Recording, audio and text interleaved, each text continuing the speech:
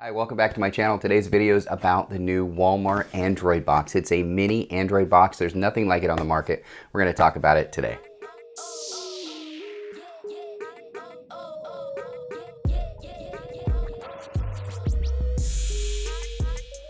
All right, so inside the box, obviously everybody wants to know what the box looks like. It's this right here. Now look how small this is in my hand. Now compare that to a regular Android box. You can see a huge difference between the two. So there's advantages and disadvantages. An advantage of having a small box like this one versus this is that you can just unplug it and take it with you. If you're traveling, it's a really good travel companion, whereas something like this would be a little bit harder, a little bit more cumbersome to bring with you. Now, disadvantages, there's not room for extra ports. So what you get is what you get on something like this. So we'll talk about storage later in the video.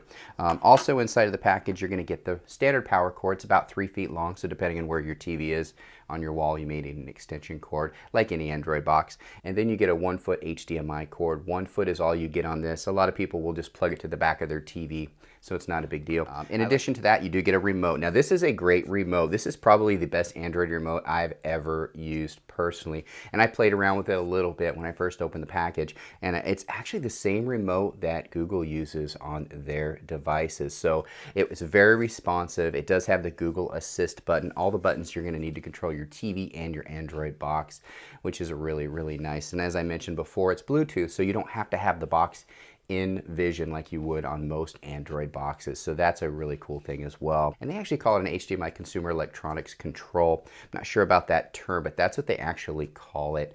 And it's the most responsive remote that I've used outside of maybe my Amazon Fire Stick remote. So it's very, very nice. And it has the hot buttons on here as well. Netflix, YouTube, and Google Play hot buttons right on the remote. So let's go ahead and plug it in and take a look at it right now.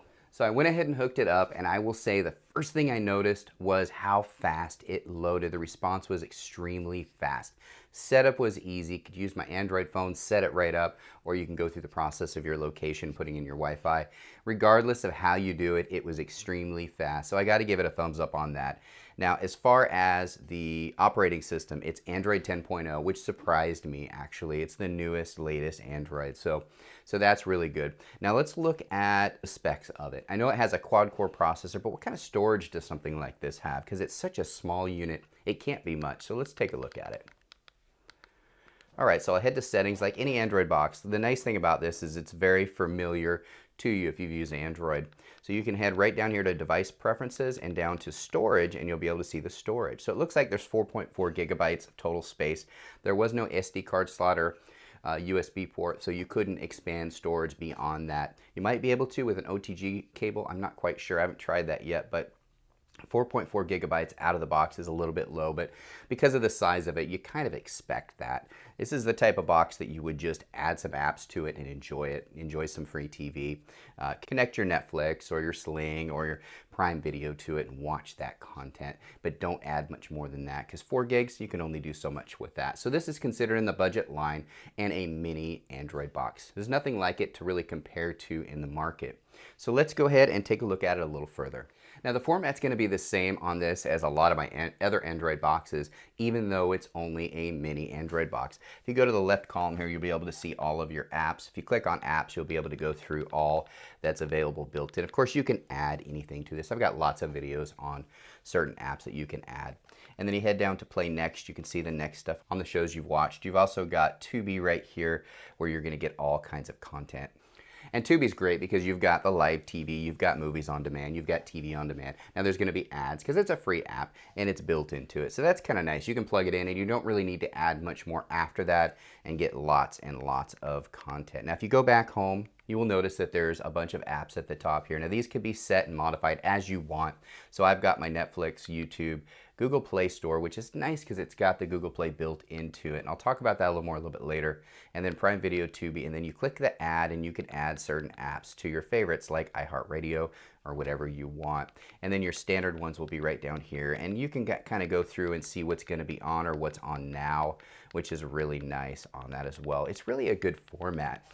Now let me just touch on a couple things about this box. So it is a mini box. There's not going to be an expansion capability. The cords are a little bit short and the storage is a little bit lower, but you have to put it into perspective. There's really nothing like this on the market. The closest thing might be an Amazon Fire Stick. So this is Google's version of that.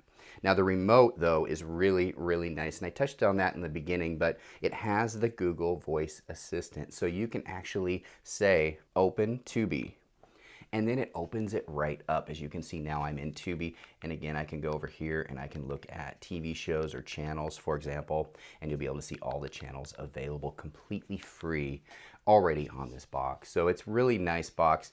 Now there are some drawbacks obviously, but there's some great advantages based on size, cost. It's under $50. In fact, I'm going to put a link in the description of this video where you can get it even cheaper. Here it's called the Dynalink Android TV box. It's the Google TV box, available at Walmart. If it's not on the shelves at your local Walmart, you can buy it online, and again I'll put that link in the description of this video with even a discount code where you can get it even cheaper than you could on the shelves at Walmart. Again, I just wanted to bring this to you. This is the new thing. It's at Walmart now. Android boxes are taking over the world. Hope you enjoyed this video.